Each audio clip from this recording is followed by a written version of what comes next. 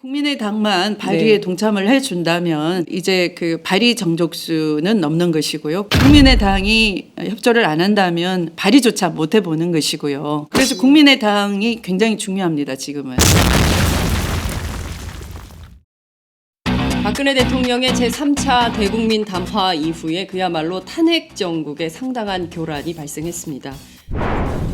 왜냐면 탄핵은 그러면 2일이나 9일에 안 된다고 생각하십니까? 아니요, 일단은 조금 지켜보죠. 예.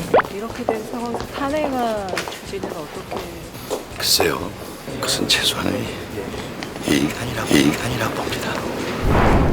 추미애 더불어민주당 대표를 모시고 자세한 말씀 촘촘히 좀 여쭤보도록 하겠습니다.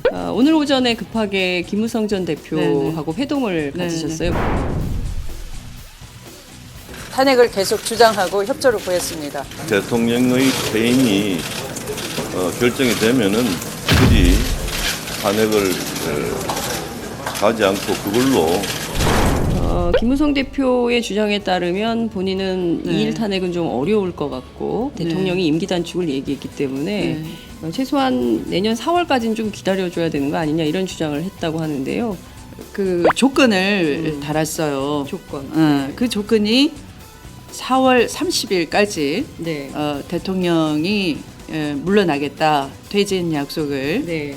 하고 2월 30일 조기 대선을 치르는 것으로 네. 그러면 아하. 탄핵을 안 하겠다는 얘기네. 그랬더니 사실 그렇다라는 거죠. 김무성 대표가 사실상 탄핵을 안 하겠다는 라고 거다라고 말씀을 하셨다는 그렇죠. 거죠. 단독으로 의총을 열어가지고 네. 대통령한테 예. 4월 말 아. 사퇴 약속을 받아내겠다. 받아내는 정치적 계산을 계속하는 거죠. 내일이죠. 내일 탄핵 발의를 하는 것이 좋겠다라는 게 추미애 대표의 견해이신데요. 하는 게 좋겠다가 아니라 해야 해야 된다. 해야 왜냐하면 비박의 의사가 네. 이미 9일도 탄핵할 의사가 없다예요. 왜냐하면 그러면 4월 말까지 예. 대통령 대통령 퇴진 약속을 예. 그 청와대가 받아들일 가능성을 물었을 때 네. 가능성이 높다 그러는 거니까. 네. 비박도 그렇고요. 지금 네. 국민의당의 네. 입장이 나온 걸 보면 오늘 탄핵 발의에 참여하지 않겠다라는 것이고요. 안철수 국민의당은 좀 막연합니다. 왜냐하면 야3당 그 대표자 회동은 어제 오전에 있었고요. 예, 예. 탄핵 문제는 3당은 강하게 계속 추진하자. 탄핵은 발의가 목표가 되어서는 안 되고 통과, 가결이 목표가 돼요.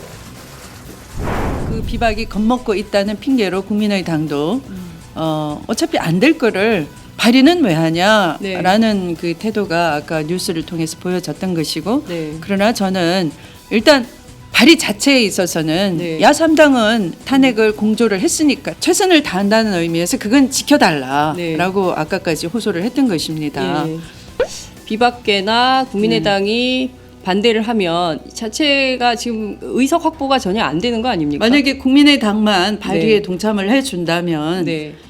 이제 그 발의 정족수는 넘는 것이고요. 국민의당이 협조를 안 한다면 발의조차 못 해보는 것이고요.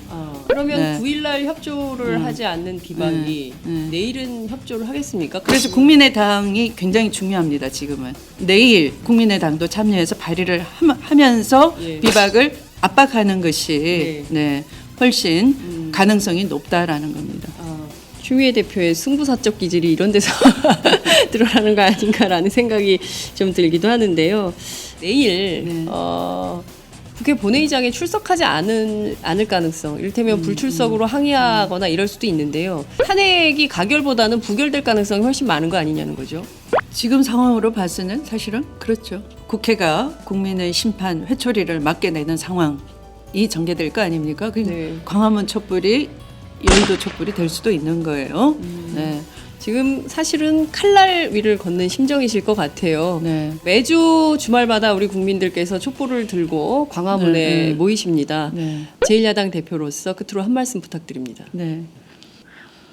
우리나라 대통령이 우리나라 국민을 버린 이 상황에서 국민을 지킬 수 있는 어떤 수단이라도 있으면 그 책임을 다하겠다 이런 말씀을 다시 드리면서 깊은 위로와 격려의 말씀을 드립니다.